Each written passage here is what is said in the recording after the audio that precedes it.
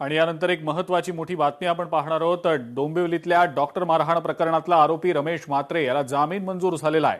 50,000 रुपयांच्या जात मुचलक्यावर हा जामीन मंजूर झालाय। प्रकृती खराब असल्यानं कोर्टानं रमेश म्हात्रेचा जामीन मंजूर केल्याचं समजतंय।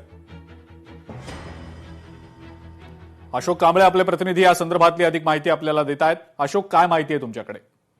अगदी शुभम बरोबर आहे। डोंबिवली डॉक्टर मारहाण प्रकरणातील मुख्य आरोपी रमेश म्हात्रे यांना न्यायालयात हजर केले होते।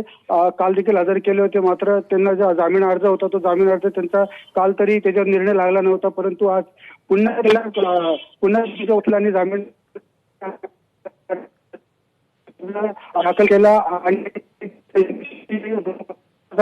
डायबिटीज आहे हे सगळं कारण बघता त्यांचा आज 50,000चा जात मुचलक्याच्या याच्यावरती त्यांचा जामीन मंजूर केलेला। मात्र जे याच्यामधील 3 आरोपी आहेत त्यांना उद्या जामीन अर्ज त्यांचा दाखल करणार आहेत।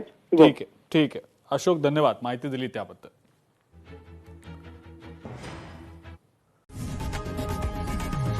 लोकशाही मराठी ऐका, पहा, जागरूक रहा।